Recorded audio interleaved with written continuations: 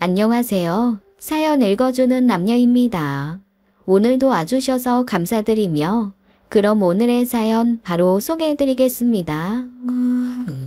가족이란 무엇일까요? 그동안 저는 가족이란 혈연과 혼인으로 이루어져 절대 때려야 뗄 수 없는 사이라고만 생각해왔습니다. 그런데 최근 가족은 삶의 형태에 따라 그 범위가 넓어질 수도 반대로 좁아질 수도 있다는 것을 겪었어요. 이번 기회를 통해 저는 내 주변 인연들을 더 소중히 대하고 아껴야 한다는 것임을 느꼈습니다. 안녕하세요. 저는 50대 여성입니다. 저는 8년 전 시아버님을 먼저 보내드리고 혼자가 되신 시어머니를 모시고 살고 있었어요. 그러던 중 얼굴도 한번 뵌 적 없는 남편에게 모촌이 되는 당숙모님까지 함께 모시고 살게 되었죠.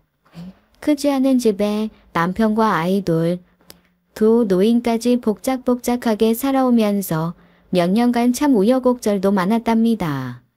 시어머니는 말수가 없고 조용하신 분인데 달리 말하자면 차가운 구석이 있어요. 실수를 두고 지나치게 나무라시는 일은 없지만 좀 서운하다 싶을 만큼 차가운 말로 상처를 주시곤 했죠. 물론 시어머니 말이 틀린 것은 아니었지만 그런 거 있잖아요. 사람이니 어쩔 수 없이 실수할 때도 있는데 그럴 때는 가끔 눈을 감아주거나 좀 보듬어 주시면 좋겠다 싶을 때요. 첫 아이를 낳았을 때 아무것도 모르다 보니 좀 헤매다가 아이를 힘들게 한 적이 있습니다. 열이 오르는데 감기라고 생각한 저는 아이가 추울까봐 꽁꽁 싸매고 둔 적이 있었거든요. 그때 마침 산후조리를 위해 집에 와 계셨던 어머니께서 아이 옷을 여미는 제 손을 뿌리치고 옷을 다 벗기더라고요. 애가 이 지경이 됐는데 엄이란 사람이 제정신인 거냐? 어머니께서 아이 몸을 찬 물수건으로 닦아 열을 내려주시고 난 후에야 아이가 괜찮아졌어요. 몰랐습니다. 어머니라는 말은 어머니에겐 정말 변명밖에 되지 않았어요. 애미가 그렇게 쿵뱅이처럼 들여 터지다간 애 잡는다. 정신 똑바로 차려라. 어머니 말씀은 하나 틀린 것이 없었지만 늘 날이 서 있어서 제 가슴에 상처를 내곤 했죠. 그럴 때마다 남편은 원래 그런 분이시니 마음에 담아두지 말라고만 했어요.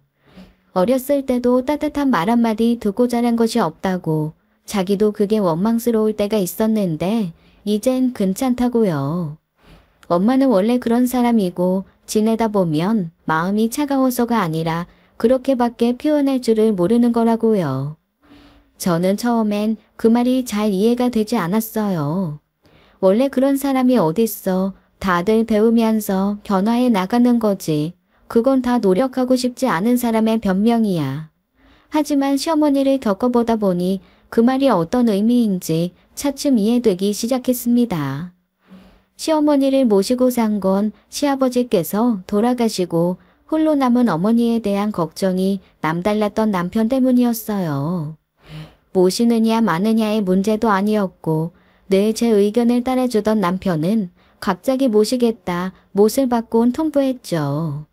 그 때문에 싸움이 없던 저희 집에서 처음으로 큰 소리가 오고 갔고 수일 동안 집안 분위기가 냉랭했었어요. 친구는 요즘 누가 시어머니를 모시고 사느냐며 이혼이라는 강수를 두고서라도 버티라고 했죠. 하지만 그게 어디 쉽나요. 저도 평소엔 애들 때문에 이혼을 못한다는 사람들을 보면서 애들을 핑계로 쓰네 하고 생각했거든요. 근데 막상 다 때려치우고 어디 진짜 이혼할까라고 마음을 먹어보니 가장 먼저 애들 얼굴이 떠오르더라고요. 이혼한다고 해서 아이들을 안 만날 것도 아니고 아이들이 그렇게 불행해질 것 같지도 않은데 말이에요. 남편이 그렇게 전에 없던 고집을 부리는 것도 이유는 있었습니다. 시어머니께서는 남편이 태어나고 자란 시골집에서 살고 있었는데요. 겨울에 수도가에서 샘물이 마당으로 흘러 얼어 있었는데 시어머니가 그만 그 얼음에 미끄러지신 거예요. 그 추운 겨울에 함께 사는 사람도 없다 보니 발견이 늦어져서 하마터면 큰일 날 뻔했죠. 담이 높아 지나가는 사람에게도 눈에 띄기 어려웠는데 마침 옆집 아주머니께서 발견하시고 119에 신고해 주셨어요. 시어머니께서는 저체온증에 허리를 크게 다치셔서 며칠 병원 신세를 지셨습니다. 시어머니는 4남매를 두었는데 저희 남편은 그중 셋째였고 개중엔 가장 효자예요. 첫째 형님께서는 미국에 이민 가신 지 오래고 둘째 아주버님은 서울에, 막내는 제주도에 살고 있었죠. 그나마 저희가 어머님 시골이랑 가까운 편이긴 했지만 자주 오고 갈 정도의 거리도 아니었고요. 자식이 넷인데 혼자 있는 것이 마음이 놓이지 않는다고 집으로 모시겠다고 하는 사람은 저희 남편뿐이었습니다. 어머니, 저희 집으로 갑시다. 그렇게 혼자 있다가 또 다치면 어쩌시려고 그래요. 됐다. 살다 보면 그런 일도 있는 거지. 요난 떨지 말아라. 됐고요. 어머님 병원에 계시는 동안 시골집 팔아버렸으니까 그렇게 하시고 태어나면 우리 집으로 가요. 뭐? 그 집이 어떤 집인데 팔아? 너 미쳤냐? 어차피 다 나이가 빠져 쓰러진 집 무슨 미련이 남는다고 그래요. 잠만 말고 그런 줄 아세요.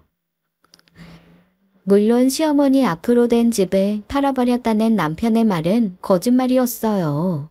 아무리 부모라지만 남의 명의 재산을 그렇게 쉽게 팔 수가 있나요? 하지만 광복에 태어나 지금까지 살아오시면서 세상이 천지개벽이라도 한 줄 아시는 어머니께서는 믿으신 거죠. 갈 곳이 없다고 하니 별 수 없이 저희 집에 오시면서도 남편에게 화가 나 2달간 말을 안 하셨어요. 그제야 별 수 없이 어머니 모시려고 한 거짓말이다 고백한 거죠. 그런 거 보면 저희 남편, 시어머니를 닮은 겁니다. 시어머니만큼은 아니었지만 냉정하고 모진 소리가 필요할 때는 사람이 그렇게 차가워요. 그 집 팔아버렸다는 말 한마디에 어머님께서 얼마나 속을 끓이셨는지 2달 사이에 살이 쏙 빠지셨거든요. 어쨌거나 시어머니 모시는 것을 반대했던 저도 다시 돌아간다는 어머님을 말려야 했습니다. 병원에 머물면서 건강검진을 했었는데 어머님이 건강이 좋지 않으셔서 꾸준히 병원 진료가 필요하기도 했거든요. 어머님이 더는 그런 일이 없다고 하셔도 빈혈로 쓰러지지 않는 게 어디 사람 마음대로 되나요? 처음엔 건강이 좀 나아지실 때까지 머무시라 그렇게 붙들어둔 것이 어느새 8년이란 세월이 되었네요. 그 사이에 아이들은 훌쩍 자라 대학생이 되었고 얼마 전까지만 해도 무려 6 식구가 살았어요. 저희 부부, 시어머님, 그리고 우리 아이들 2. 그런데 왜 5이 아니라 6이냐고요? 바로 남편의 오촌 당숙모님이 함께 살았기 때문입니다. 당숙모님은 남편도 어렸을 때 뵙고 이후 뵌 적이 없었던 분이에요. 시어머니도 당신 시아버지께서 살아계실 때 아주 가끔 소식을 주고받았던 것이 전부였다고 했죠. 당숙모님은 밑으로 무려 6남매를 두셨는데 첫째와 둘째는 먼저 저 세상에 보내시고 남은 남매 중 5째와 일본에서 오래 머무셨다고 해요. 그러다 일본에서 낙상사고를 당하시고 오랜 병원 생활을 하셨는데 그 후유증이 좀 길게 남았나 보더라고요. 편마비가 와서 오른쪽을 거의 움직이지를 못하셨는데 걷지를 못하시니 간병인도 필수였어요. 병원에서 만난 간병인 말로는 일본에 사시다 귀국하신 것은 일본에서 고치기 힘든 병이라서 그렇다고 해요. 그래서 5째가 의료시설이 더 나은 한국 병원으로 모신 거라고요. 근데요, 큰 수술이 필요한 중병도 아니고 차차 예우를 기다려 볼 수 있는 병에 일본, 한국 차이가 있었을까요? 5째 자식은 당숙모를 한국 병원에 입원시킨 뒤 간병인의 1달치 월급을 미리 주고는 귀국해버렸더라고요. 그 나이 된 노인분을 놓고 자식이 말도 없이 가버린 거죠. 네, 사실 버린 거예요. 저희는 병원으로부터 연락을 받게 되었어요. 당숙모님께서 오래된 수첩을 가지고 계셨는데 가장 빠른 연락이 닿은 것이 다름 아닌 저희 시어머니셨던 거죠. 시어머니는 일본에서 산다던 당숙모님이 한국에 그것도 병원에 있다고 하시니 얼마나 놀라셨겠어요. 거기다 자식들이 다 연락이 닿지 않아 문제를 해결할 지인을 찾고 있다니 말이에요. 늘 냉정을 유지하시던 시어머님께서도 그때만큼은 허둥지둥 하시더라고요. 셋째야, 나는 뭔 소린지 통 모르겠다. 네가 좀 받아봐라. 무슨 일이에요, 어머님? 너희 당숙모 말이다. 일본에 가서 산다던 그 양반이 갑자기 한국에 있다지 뭐냐. 그것도 병원에 있다는데 자식들이 하나도 연락이 안 된단다. 당숙모님이요? 자식들이 연락이 안 되다니 그게 무슨 말씀이세요? 아유, 나도 모르겠어. 대체 이게 무슨 일이야. 아이고, 무소식이 희소식이라더니 갑자기 무슨 일이야. 저는 시어머니께서 건네주신 번호로 다시 전화를 걸었고 그제야 자초지종을 알게 된 거죠. 정황상 다섯째가 거동이 불편한 당숙모님을 한국까지 데려와 버린 셈이었어요. 한국에 남은 형제들에게 맡기려고 했는데 아무도 연락을 받지 않은 겁니다. 감사하게도 당숙모님을 봐주시던 간병인 분께서 문제를 빨리 파악하시고는 기간이 끝났음에도 일주일 정도를 더 봐주시면서 저희한테까지 연락을 주신 거예요. 당숙모님이 연고도 없이 병원에 방치가 되어 있다고 하니 아무리 먼 친척이라지만 외면할 수가 없었죠. 놀란 시어머니는 병실에 있는 당숙모님을 보자마자 달려가 손을 잡고 우시더라고요. 말씀드렸다시피 늘 차갑고 냉정한 모습만 보이셨던 시어머님이시기에 저희도 많이 놀랐습니다. 사실 이런 일 허다해요. 어머님 맡기시고 한 일주일은 줄곧 연락되셨는데 어느 날부터 문자 메시지도 전화도 안 받으시는 걸 보고 설마 했죠. 일본에 가셨다가 다시 오신다고 하시더니 어머님 연락도 안 받으시더라고요. 다른 형제들도 안 받아요? 어머님께서 가지고 계신 수첩에 자식들 번호랑 주소가 다 있기는 한데 어느 누구 하나 약속이라도 한 듯이 받지도 않아요. 아유, 좋으신 분들인데 제가 안타까워서 차마 그냥 갈 수가 없더라고요. 감사합니다. 덕분에 저희라도 오래됐으니 다행이죠. 참 자식이 뭐고 병이 뭔지 이러면 안 되는 거잖아요. 저도 간병일을 하고 있지만 그 잠깐이어도 남의 손에 내 가족 맡기는 거 힘든 일인데 어떻게 간병인한테 죄다 맡기고 그렇게 쓱 사라져요? 지속적인 치료가 필요했지만 계속 병원에 머무실 필요는 없었어요. 집에서 머무시면서 꾸준한 재활치료를 하면 편마비는 금세 호전될 거라고 그러더라고요. 일단 저희는 남은 병원비와 간병비를 정산하고 당숙모님을 저희 집으로 모셨습니다. 어머님은 조금 억척스럽게 살아오신 느낌이 나시는데 당숙모님은 참 있는 듯 없는 듯 하시는 분이셨어요. 정말 작고 왜소한 몸을 가지고 계셨는데 간병인 말로는 며칠 마음고생하시면서 더 살이 빠지셨다고 하더라고요. 우는 시어머님 손을 가만히 잡아주시고 저와 남편을 향해 꾸벅 머리를 숙여 인사하시더라고요. 참 안됐다. 자식된 도리로 아니 사람이 어떻게 그럴 수가 있을까. 그런 안타까운 마음이 들 수밖에요. 당숙모님을 집으로 모시고 시어머님이 함께 지내셨어요. 그래도 한쪽 손은 마비가 없으셔서 혼자 밥도 드실 수 있고 앉아 계실 수도 있었죠. 얼굴 근육을 자유롭게 쓰실 수 있는 것은 아니라서 말씀하실 때 조금 어눌하긴 했어도 의사소통에도 무리는 없었습니다.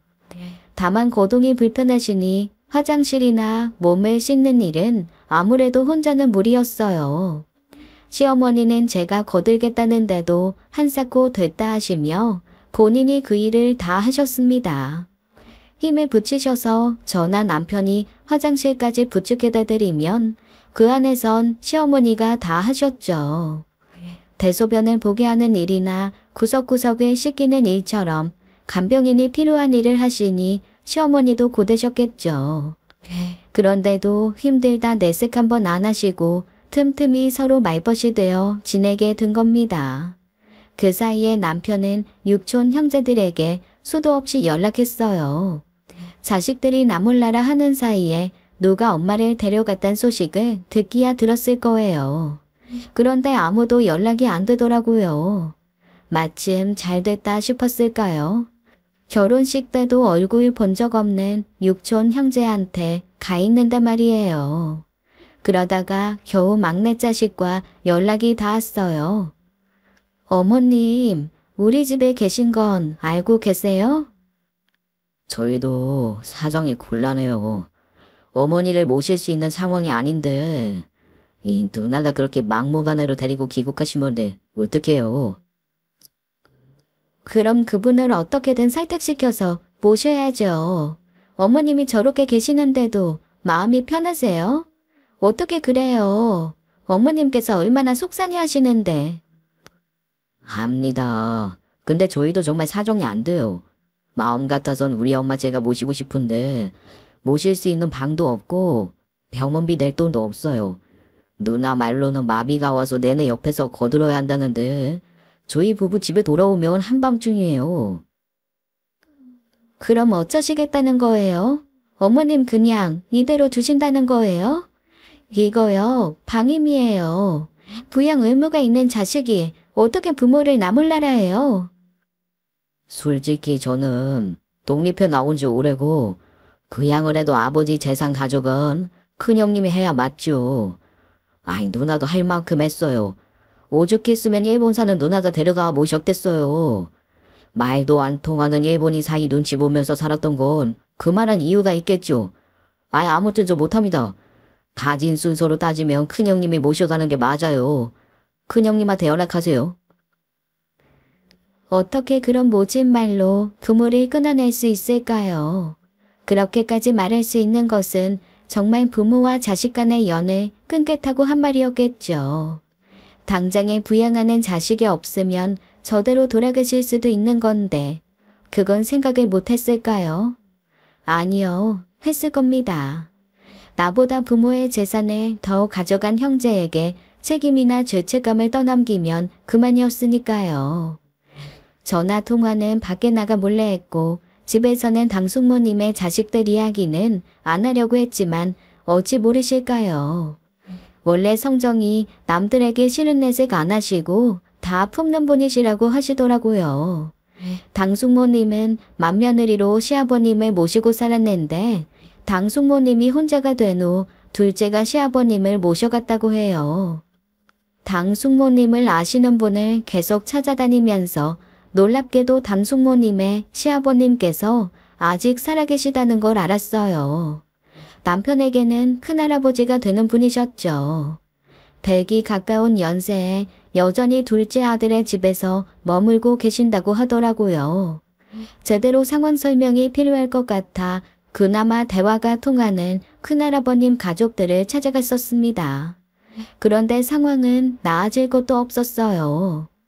큰할아버님이나 당숙모님이나 누가 누굴 돌볼 처지가 아니니까요. 그렇다고 그들의 자식들에게 부양하라고 할 수도 없는 노릇이잖아요. 큰할아버님은 연세가 있으셔서 시력도 청력도 많이 안 좋아지셨다고는 하지만 기억력이 참 좋으셨어요.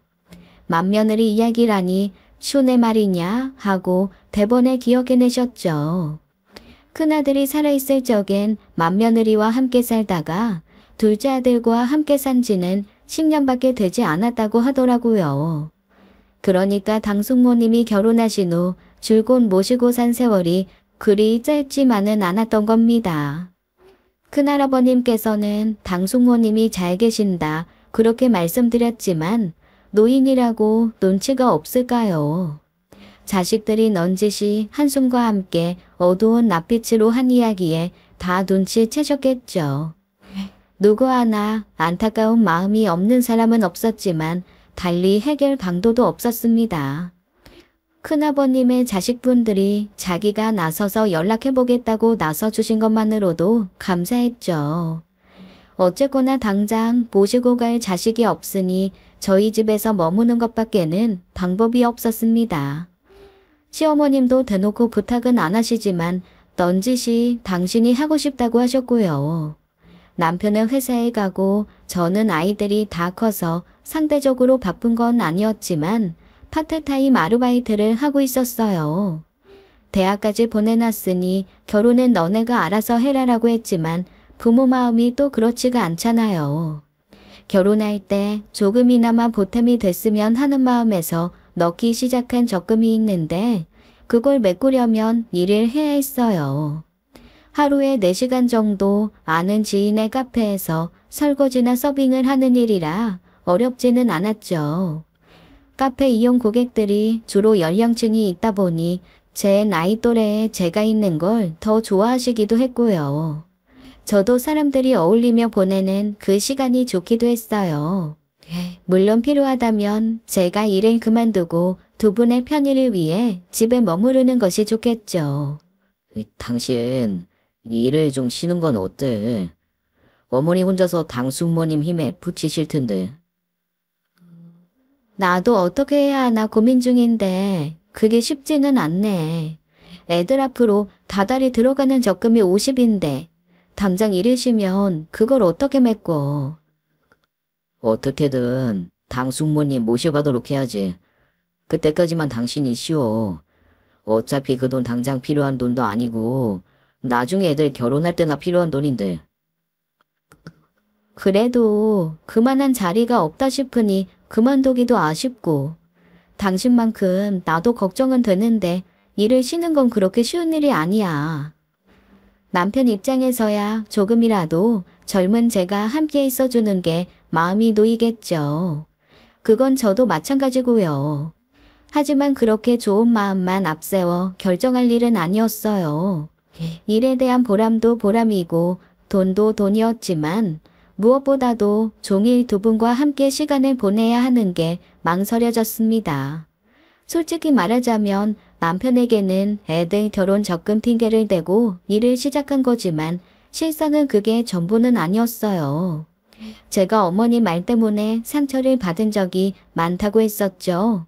그렇게 나쁘신 분은 아니었지만 저희 집에 있는 동안 제 일을 거들어 주시진 않았어요. 당연히 제가 할 일이긴 했지만 청소기 돌리는 일이며 물걸레질, 설거지 뭐 하나 나서서 도와주시지 않더라고요. 차라리 그냥 도와주지 않는 것이면 괜찮은데 그렇게 훈수를 두셨습니다. 바닥 물걸레 하는 스팀 청소기를 샀는데 바닥은 물걸레를 빨아다 하면 될 걸 허튼데 돈 쓴다고 잔소리 하시고요. 남편 속옷은 꼭 따로 손빨래 하라고 하시고 식사하실 때도 꼭 한 소리씩 하셔서 김 빠지게 하셨죠. 되게 틀린 말씀은 안 하셨지만 손걸레질보다 스팀 청소기가 더 깨끗이 닦인다는 건 모르시는 옛 사람이시니까요. 초기에는 뒤늦게 시집살이 시키려고 작정하셨나 싶어 이러면 못 모시고 산다고 남편이랑 한판 한 적도 있습니다. 내내 밖에서 일하는 남편이 뭘 알겠어요. 원래 그렇게 살아오신 분이라 성이 안 차시는 거니 그냥 너는 너가 하고 싶은 대로 해라 그렇게 말하더라고요. 그래서 저는 정말 그냥 제가 하고 싶은 대로 했어요. 공존하려거든 제 숨통도 튀어놓아야 하니까요. 물걸레질 하라고 하셔도 스팀 청소기로 바닥에 광을 내놓고 남편 속옷은 손빨래 하라고 하시면 남편한테 빨라고 했어요. 음식 간에 대해 훈수 두시면 완벽하게 남편 입맛에 맞춰 음식을 내어놓고 남편이 한 소리 하게 만들었죠.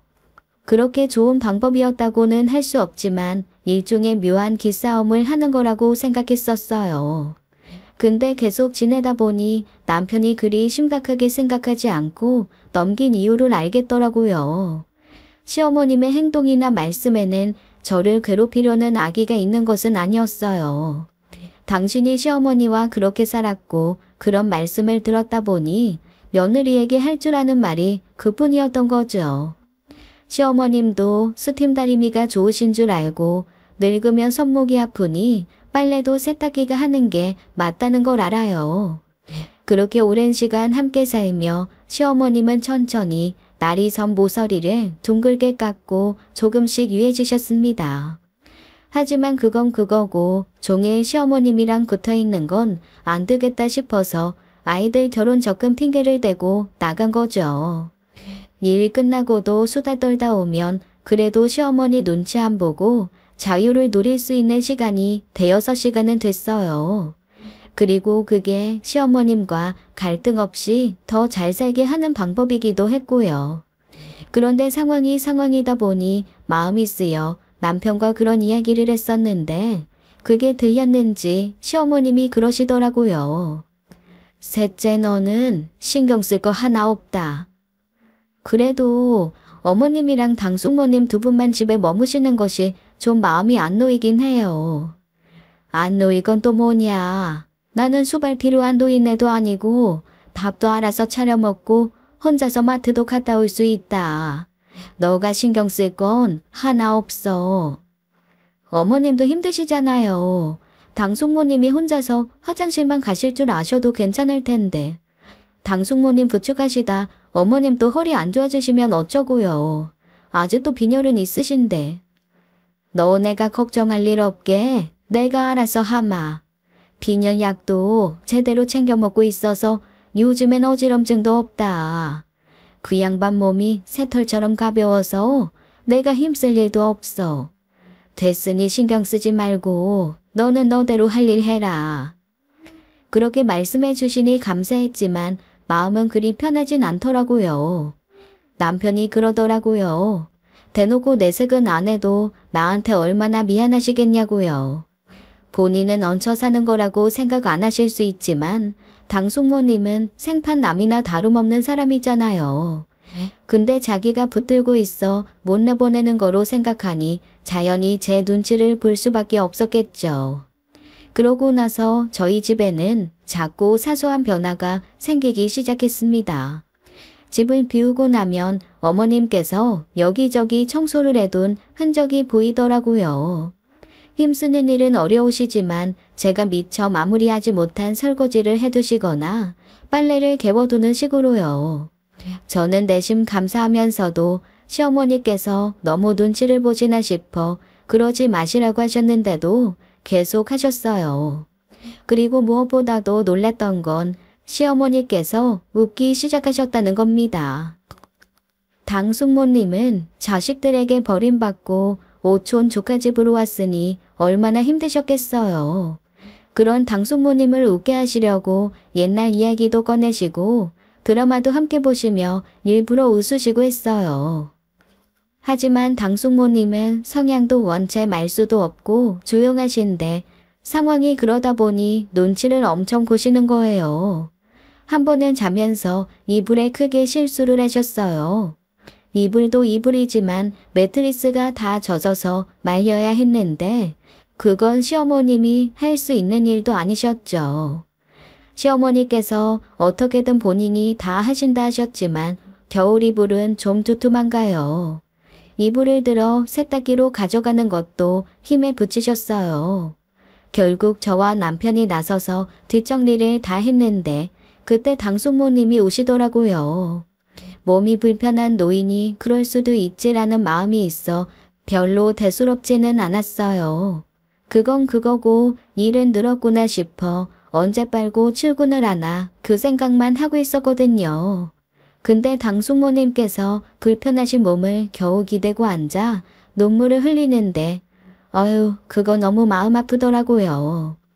키도 아이처럼 작으시고 뭘 잘 챙겨드려도 마음의 문제인지 살도 금방 붙지 않고 앙상하고요. 근데 아이처럼 울면서 미안하다, 내가 미안해 하시는데 애가 우는 것보다 더 마음이 아팠어요. 그러다 보니 자기 자식 버린 그 육촌 형제들이 어찌나 얄밉던지요. 저런 모습을 보고도 그렇게 마음 편히 방치할 수 있었을까요? 참 사는 게 뭐라고요. 아무리 형편이 어렵다고 한데 불쌍한 부모를 저렇게 둘 수 있는 걸까요? 저는 당숙모님 안아드리면서 괜찮다고 울지 마시라고 위로해드렸습니다. 나이 든 게 뭐가 죄인가요? 사람은 다 늙어요. 저도 늙고 남편도 늙고 결국 우리 아이들도 늙을 겁니다. 젊어 자식들을 위해 그렇게 애를 쓰며 살았는데 부모가 똑같이 아이처럼 힘이 없어질 땐 그렇게 버림도 받아요. 자식은 왜 나를 낳았냐? 부모 역할 못하는 부모 탓이라도 하지. 우리 당숙모님 같은 분은 자식 원망도 안 합니다. 일본 생활이 어땠는지 본 적은 없지만 말도 안 통하는 일본 딸네 집에 가서 산 세월이 눈에 훤히 보이더라고요. 당숙모님을 보면서 어쩌면 한국에 오면 버려질지도 모른다고 생각했을지도 모른다는 생각도 들더라고요. 처음 병원으로 당숙모님을 찾아갔을 때 저는 그 표정이 상처받은 거라고 생각했는데 지금 생각해보니 달랐어요. 그건 마치 예견된 일을 받아들일 준비가 된 의연한 표정이었죠. 그렇다고 저희와 연이다 함께 지내게 되실 것까지는 예측하지 못한 것 같지만요. 여하튼 그 모습은 저에게도 너무 마음이 아픈 일이라 저는 좀 더 당숙모님을 가까이 챙기기 시작했습니다. 시어머니께서 내색을 안 하셔서 그렇지 얼마나 힘드셨겠어요. 아무리 집안일하지만 힘드신데 너무 왔다 갔다 하지 마시라고 방에 캠핑용 소변기 놔드렸어요. 밤에는 아무리 조심한다고 해도 실수하실 수 있으니 기저귀 착용해 보시라고 편하고 소재 좋은 거 사드리고요. 병원 오고 가며 꾸준히 재활치료도 받으시고 시어머님이 밀기 좋은 더 좋은 휠체어도 사드렸어요. 저희가 없어도 날이 좋은 날 아파트 단지 구경도 하시고 어느새 같은 단지 내에서 친구도 만드셨더라고요. 그렇게 지내다 보니 차츰 몸이 좋아지시고 놀랍게도 딱 2년 차에 마비 증세가 거의 없어지셨습니다. 어머님과 손잡고 걸어 다니시고 제가 일하는 카페에 두 분이 오셔서 여름이면 빙수도 드셨죠. 당숙모님께서 팥빙수를 참 좋아하셨어요. 요즘 빙수는 옛날 빙수랑 달리 부드럽고 더 고소하다면서요. 봄이면 봄꽃놀이도 가시고 여름이면 시원한 계곡 근처로 피서도 갔죠. 당숙모님이 없을 때도 그렇게 살았는데 시어머님은 날이 갈수록 표정이 좋아지셨어요. 네, 차갑게 셋째야 하고 이르던 어머님께선 마치 저를 당숙모님 대하듯 부드러운 목소리로 부르시기도 했죠. 건강해진 당숙모님도 차츰 웃음을 되찾으시고 한 번씩 제 얼굴을 만지시며 셋째는 참 곱다 그런 말씀도 했어요. 그러니 저도 차츰 모시길 잘했다 하게 될 수밖에요. 아마 그때 저희 일이 아니라고 생각하면서 외면했더라면 평생 마음에 남았을 겁니다. 시어머님은 더 하셨겠죠. 지금처럼 저렇게 마음 편한 웃음 보이시는 일도 없으셨을 거고요. 그렇게 함께 지내는 5년 동안 저희는 가족이 되었어요. 당숙모님이 안 계시는 집은 상상도 할 수가 없게 되었죠. 육촌 형제들이요. 그때까지도 연락 한 번이 없었습니다. 믿어지시나요? 100번 양보해서 형편이 어려워 그렇게 맡겨둘 수는 있다고 쳐요. 그러면 적어도 명절에 연락이라도 드려야 하는 건 아닌가요? 어떻게 5년 동안 남은 형제가 단 한 번의 연락도 없을 수가 있었을까요? 아, 놓고 갔다던 그 일본에 사는 딸은 한 번 연락이 있기는 했습니다. 행여나 데리고 가라고 할까봐 버럭버럭 화를 내면서 괜히 저한테 하소연을 하더라고요. 내가 엄마 때문에 얼마나 힘들었는지 알아요? 한국 살아도 힘든 일을 일본까지 데려와서 남편 눈치 보면서도 내내 돌봤어요. 말도 안 통하면서 밖에 나가서 길 잃어버려서 경찰서 불려가게 만들고 일본 돈 계산할 줄도 모르면서 마트 갔다가 사고치고 나라고 얼마나 편했겠느냐고요. 근데 병수발까지 들라고요? 참 염치도 없지 그것들. 큰오빠한테 연락하세요. 저는 이제 몰라요. 그렇게 저는 대답할 틈도 없이 자기가 얼마나 힘들게 살았는지 이야기하기 바빴습니다. 그리고는 앞으로 죽었다고 생각하고 살 테니 절대 자기한테 연락은 하지 말라더라고요. 그러다 보니 차츰 기대도 사라졌어요. 우리 집에서 저희 가족도 당숙모님도 서로에게 익숙해졌다는 것이 얼마나 다행인지요. 누구도 불행하지 않고 오히려 행복을 하나 더 얻은 기분으로 살아갔으니까요. 저는 당숙모님이 저희 집에서 돌아가실 때까지 모실 생각이었습니다. 저에게는 또 하나의 어머님이나 다름없으셨으니까요. 시어머님이 먼저 돌아가시더라도 제가 끝까지 모시려고 했어요. 당숙모님은 어느새 저에게 그런 분이 되셨으니까요. 그런데요, 참 그 자식이라는 게 끝까지 부모 속을 그렇게 뒤집어 놓더라고요. 어느 날 큰할아버님의 부고 소식이 온 겁니다. 당숙모님을 모시고 가려고 했는데 당숙모님은 안 가시겠다고 하시더라고요. 시아버지에 대한 명복은 혼자서도 충분히 빌겠다고 그냥 안 가고 싶으시다고요. 왜 안 가고 싶으셨겠어요? 모신 세월이 얼만데 마지막 가는 길 잘 가시라 그동안 고생 많으셨다 인사하고 싶으셨겠죠. 근데 사람들이 보기 싫으셨던 겁니다. 자식들이 제 할아버지의 장례식에 올지 안 올지는 모르겠지만 행여나 자식들 볼까 무섭고 자식들에게 버림받아 오촌 조카들 손잡고 오는 모습도 보이고 싶지 않았던 거예요. 그건 당숙모님의 마지막 자존심이었죠. 그래서 저희만 깊은 밤에 조용히 다녀왔어요. 육촌 형제들은 한 명도 안 왔다고 하더라고요. 그쪽은 행여나 당숙모님이 올까 걱정도 되고 고모 버린 나쁜 놈들이란 손가락질이 두렵기도 했을 거고요. 큰할아버님 둘째 가족들과는 이따금 연락하곤 했어요. 당숙모님이 많이 호전되셔서 거동도 하시고 잘 지내신다고 하니 좋은 일 하는 거라고 복 받을 거라고 하시더라고요. 칭찬받으려고 한 일은 아니었지만 그렇게 말씀이라도 해주시니 감사했죠. 그리고 저희를 더 조용한 곳으로 따로 불러 말씀하시더라고요. 큰할아버님이 돌아가시면서 유산을 정리하셨는데 그중 하나를 당숙모님 앞으로 물려주시겠다고 하셨다고요. 자식들에게 공평하게 분배하되 자신을 끝까지 모시고 산 둘째 자식에게 가장 많은 재산을 증여해 주셨죠. 하지만 그 두 번째는 셋째도 넷째 자식도 아닌 첫째 며느리인 당숙모님이 되어야 한다고 당부하셨다고 해요. 자식이 먼저 갔으니 염치가 없어 맏며느리를 떠나 살아야 했지만 살면서 그때만큼 편한 적도 없었다고요. 옛날에는 시부모를 자기 부모처럼 모시고 살았다지만 당숙모님이 그렇게 효심이 지극할 수 없었다고 합니다. 춘애는 며느리가 아니라 딸이었다. 조금 어려운 딸. 그렇게 말씀하시며 마지막 유지를 남기셨더라고요.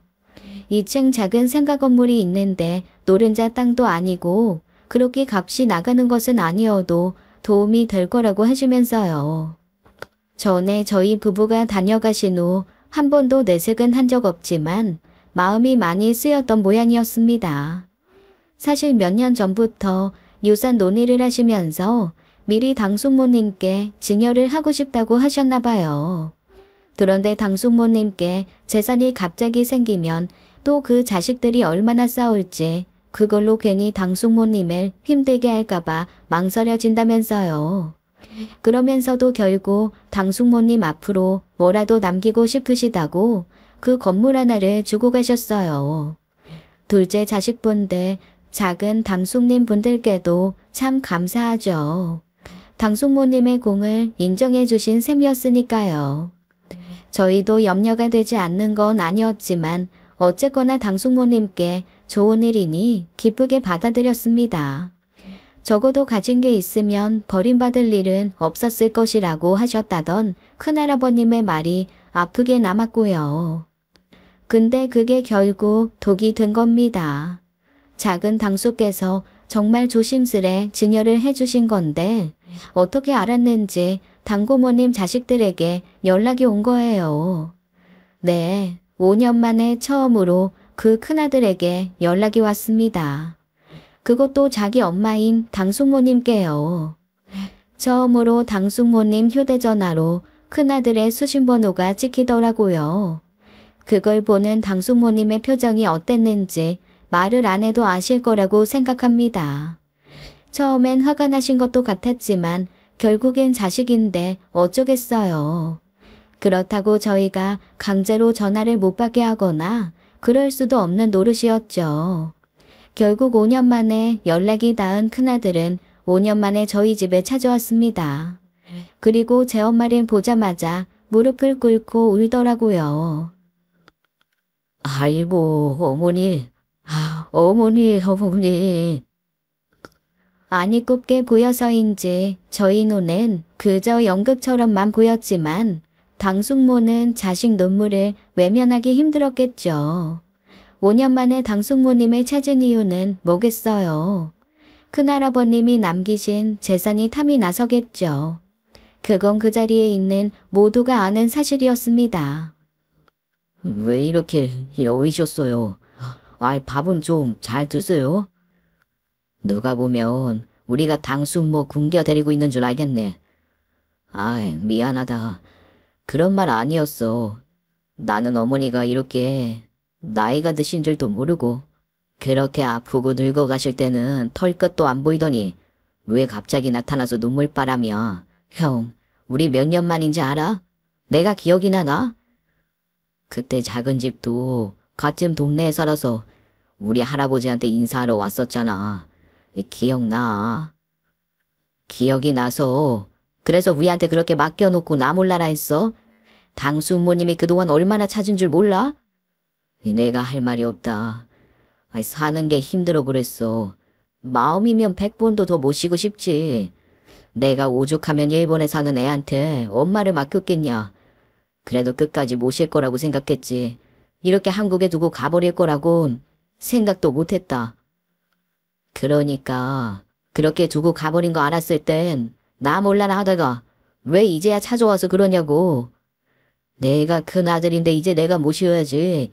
어떻게 내내 엄마를 너한테 맡기냐. 네? 뭐라고요? 이제 와서 어머님을 데려가시겠다는 거예요? 예, 면목이 없습니다, 재수씨. 제가 입이 10개라도 할 말이 없어요. 형편이 좋아져서 어머니 모시고 갈 수가 있게 되어서요. 그동안 저희 어머님 때문에 고생 많으셨습니다. 아니요, 못 보내드려요. 누구 마음대로 당숙모님을 데려가요. 제가 큰아들이니 당연히 제가 모셔야죠, 재수씨. 그동안 돌봐주신 거 감사하지만 제 어머니니까요. 뭐? 내가 형을 뭘 믿고 지금 형이 뭐 때문에 당숙모님 모셔간다는지 모를 줄 알아? 내가 뭐 다른 이유라도 있어서 그런단 말이야. 너는 뭘 안다고 그래? 그러는 너야말로 다른 꿍꿍이가 있는 거 아니냐? 뭐? 꿍꿍이? 꼴랑 그 몇 년 모신 거 가지고 유산 탐나 그러는 거 아니냐고. 거실은 순식간에 아수라장이 되었습니다. 그 두 재종 형제는 근 50여 년 만에 만나 그렇게 멱살잡이를 한 거죠. 네가 그러고도 자식이냐, 인간의 탈을 쓰고 어떻게 그럴 수가 있냐는 남편의 말에 뭐 달리 대꾸는 못하더라고요. 마치 자격과 지위로 누르기라도 하려는 듯 내내 자기가 큰아들이다 라는 말만 했어요. 그렇게 쫓아내듯 큰아들을 내보냈습니다. 그리고 태풍이 왔다 간 듯 고요한 집에서 당숙모님은 난리가 난 거실을 묵묵히 치우셨죠. 당숙모님 앞에서 그런 모습 보이고 싶지 않았는데 화가 나 참을 수가 있었을까요? 뻔한 목적을 가지고 안면 몰수를 한 채 찾아와 자기가 모셔가겠다는데 어떻게 선뜻 그러세요 하겠냐고요. 절대 가시지 않을 거라고 생각하면서도 내심 가시면 어쩌나 걱정이 컸어요. 그렇게 가셔도 절대로 대접해 주실 분도 아니고 마음고생만 시킬 것이 뻔했으니까요. 큰할아버님이 물려주신 재산이요. 그런 건 바라지도 않습니다. 제가 모실 테니 유산 문제는 나중에 알아서 하시라 그렇게 말씀도 드려봤죠. 그런데 당숙모님을 데리고 있는 동안 저희가 재산을 어떻게 하기라도 할까봐 아주 걱정이 되는 모양이더라고요. 재산 문제가 아니라 마지막으로 자식 노릇 좀 제대로 해보려고 그런다고 끈질기게 전화도 왔어요. 그렇게 여러 날을 시달리던 중 당숙모님이 저희를 부르시더라고요. 결단을 내리셨나? 근데 그렇게 나를 잡아 마음먹고 부르니 많이 불안했습니다. 아니나 다를까 당숙모님은 큰아들을 따라가시겠다고 하더라고요. 뭐라 드릴 말씀이 없더라고요. 정말 가시겠냐, 가셔서 매우 힘드실 수도 있다 말씀드렸지만 이미 마음 먹으셨다고요. 5년이 길다면 길고 짧다면 짧은 시간이지만 그 사이에 말도 못하게 정이 들어 너무 서운하더라고요. 그래도 자식 따라가겠다고 하니 어쩌겠습니까마는 못내 아쉽고 마음이 아프고 그랬어요. 당숙모님도 저희를 친자식처럼 대해주시긴 했지만 그래도 마음이 쓰였겠죠. 제가 마음으로 다해 모시겠다 해도 남은 남이니까요. 남편이 설득을 하려고 하다가 결국 포기하더라고요. 시어머니께서도 당신이 안 된다 해봤지만 이미 마음을 굳히신 것 같다고 포기하라시고요. 아무리 철천지 원수 같아도 부모한테 자식은 영원한 자식이다 하시면서요. 당숙모님이 떠나신 후 오랫동안 집은 커다란 구멍이라도 생긴 듯이 허전했습니다. 시어머니의 얼굴에 웃음이 사라진 것은 두말할 것도 없고요. 그래도 매일같이 연락을 드렸는데 어느 순간부터는 저희 연락도 받지 않으시더라고요. 잘 있으시나 걱정돼서 찾아뵌 적도 있는데 그쪽에서 마치 자식들을 학대범 취급한다고 더는 오지 말라더라고요. 그래도 친구처럼 지내신 두 분은 만나게 해드려야 하는 거 아니냐고 두 분만 달에 한 번씩 만나곤 했습니다. 참 그래요. 사람이 든 자리는 몰라도 난 자리는 안다고 아이 같은 당고모님 그 한 분 난 자리가 크더라고요. 그렇게 몇 달을 지내다가 청천벽력 같은 소식이 들려왔습니다. 당숙모님께서 간암이시라는 거예요. 그것도 매우 위험한 상태로 저희가 급하게 찾아뵀을 때는 얼굴이 어찌나 시커매졌는지 알아보기도 힘들었습니다. 대체 이 지경이 될 때까지 뭘 하고 있었던 거야? 네가 그러고도 자식이야? 내가 병을 갖다 키운 것도 아니고 갑자기 몸이 안 좋아지신 걸 어쩌라고. 그러는 너야말로 제대로 모셨으면 이런 일 없었을 거 아니야. 호인 흉내나 낸답시고 방치한 건 너 아니야? 뭐? 이게 진짜... 병원에도 난동 아닌 난동을 부리게 되는 바람에 쫓겨날 뻔도 했죠. 저는 화를 낼 힘도 없었습니다. 서서 울 힘도 없었어요. 왜 당숙모님께만 이런 일이 있나? 왜 이 자꾸 가여오신 분에게 이런 일이 생기나? 하늘도 무심하시지 했어요. 당숙모님 손을 잡고 눈물을 보이고 싶지 않아 얼굴을 파묻은 저를 당숙모님은 또 가만히 머리를 쓰다듬어 주셨습니다. 놀랄 일은 더 남아 있었어요. 당숙모님은 자신의 몸이 좋지 않다는 사실을 진작에 알고 있었던 거예요. 때마침 큰아들이 찾아왔고 때가 되었다고 생각했다고 합니다. 가만히 가도 짐이 될 텐데 시어머니와 저에게 경수발까지 시킬 순 없었다고요. 매년 어머님과 건강검진을 시켜드렸는데 작년까지만 해도 문제는 없었어요. 그런데 사람이 한순간에 이렇게 죽음을 목전에 두다니요. 하지만 희망이 아예 없는 것은 아니었습니다.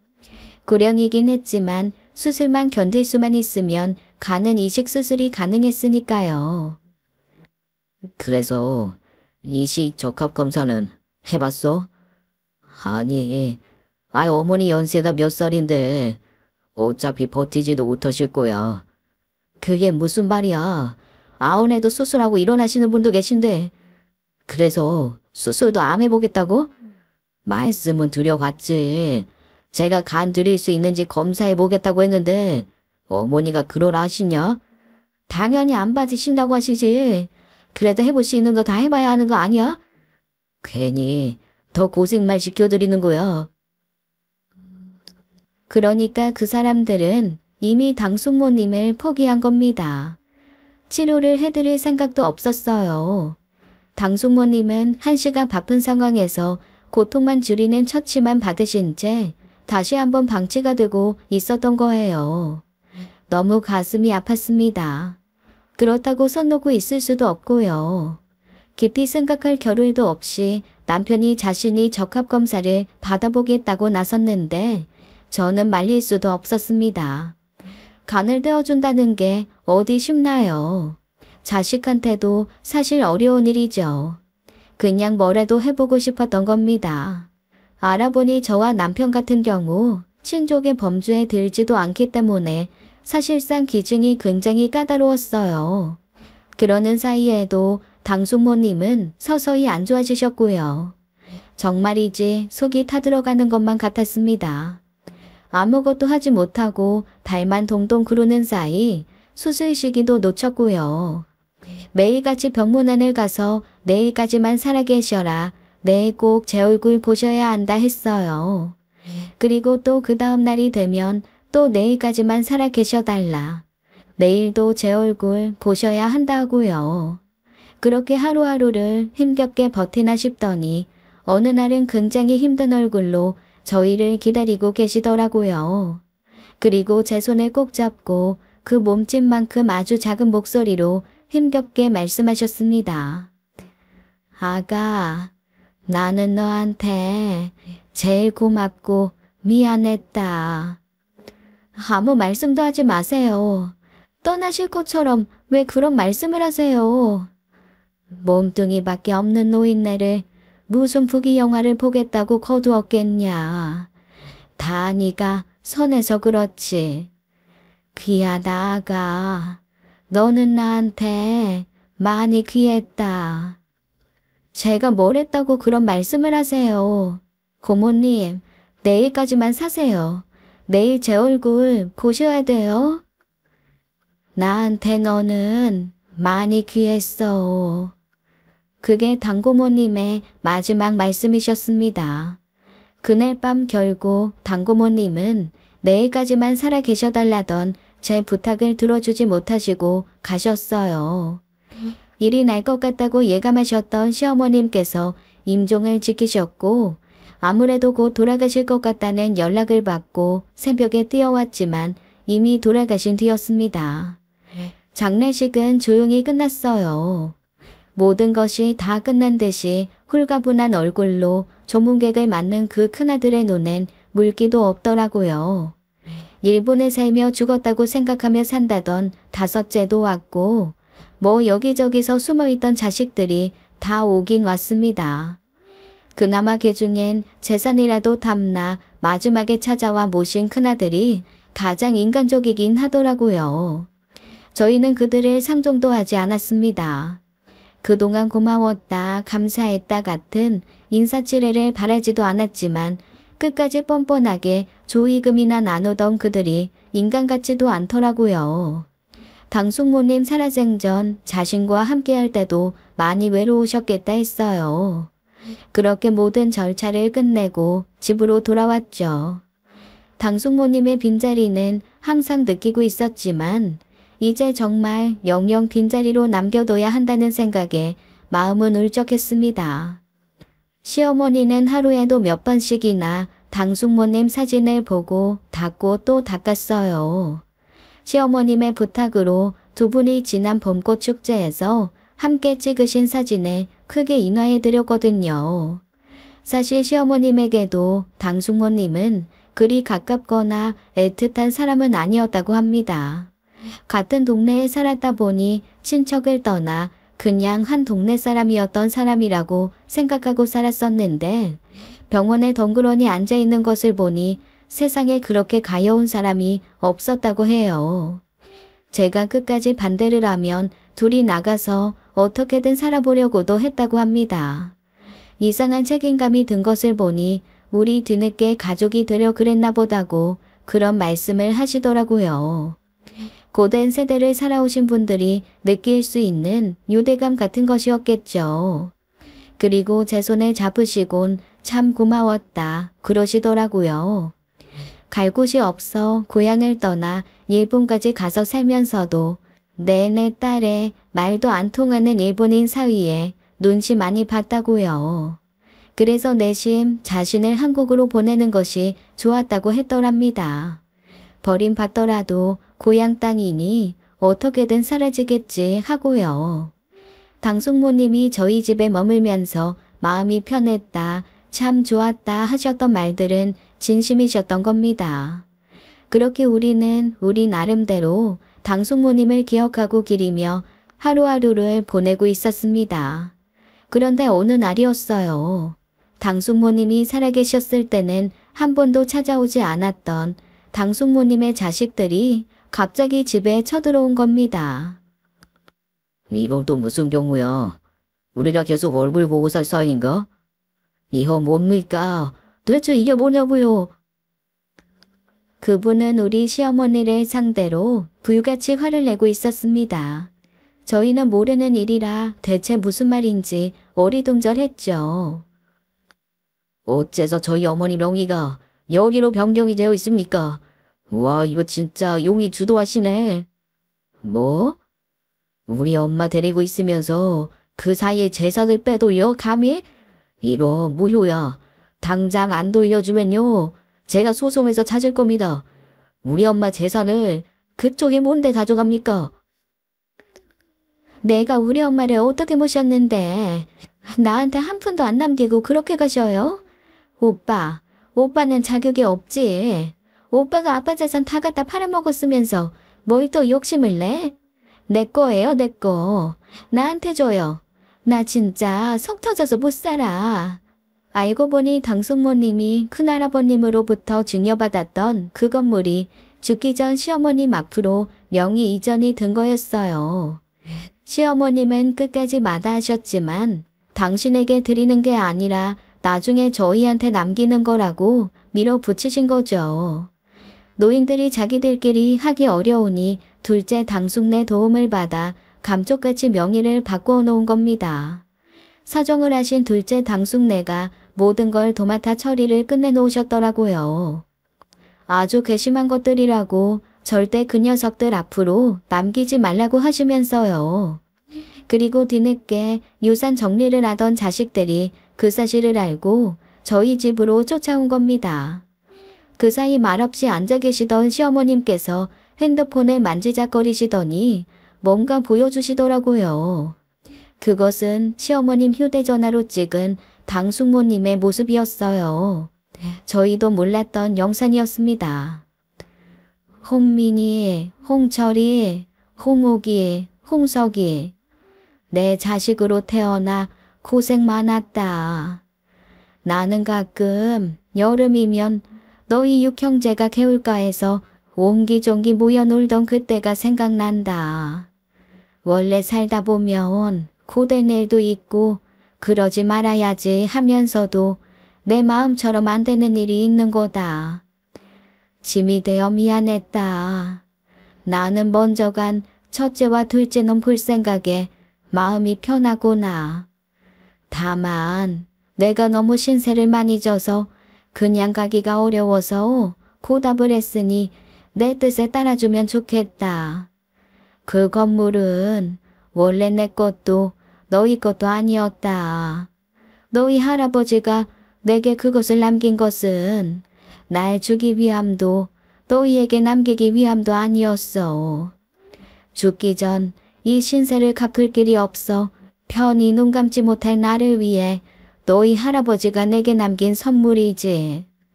나는 먼 옛날 너희 육형제가 모여 즐겁게 웃던 그때의 기억만 가지고 가마. 자네는 부디 자식 눈치 보지도 말고 내가 준 선물 용돈이다 하고 쓰시게. 그리고 잘 가지고 있다가 훗날에 귀한 며느리 주시게. 당숙모님의 목소리가 흐르는 동안 누구도 섣불리 입을 열지 못했습니다. 영상은 이미 끝나 당숙모님은 검은 화면 속으로 사라졌는데 말이에요. 그래도 다행인 것은요. 그 짐승만도 못한 것들이 당숙모님 모습을 보고 눈물을 흘리더라고요. 받아들이기는 어렵겠죠. 그 재산에 대한 욕심이 그걸로 끝날 거라는 생각은 안 합니다. 행여나 문제 생길 것을 염려해 그것도 둘째 당숙네가 그렇게 찍어두라고 해서 찍어두신 거더라고요. 그래도 그 순간만큼은 저들도 할 말이 없는지 눈물 콧물을 그렇게 훔치다가 가버렸습니다. 언젠가 꽃구경을 갔을 때 제가 그런 말을 했었어요.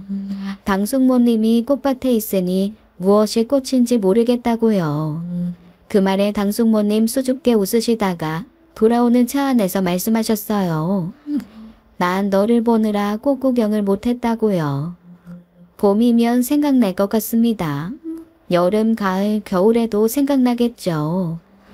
피 한 방울 섞인 것도 아닌데 저는 어머니를 그리워하듯 당숙모님이 오래도록 그리울 것 같습니다. 너는 참 귀했다던 그 말을 기억에 뒀다가 훗날 다시 만나게 되거든 저도 말씀드리려고요. 당숙모님 저에게 참 귀한 분이셨다고요. 지금까지 사연 읽어주는 남녀였습니다. 끝까지 시청해주신 여러분 감사드리며 저희는 다음 사연으로 돌아올게요. 감사합니다.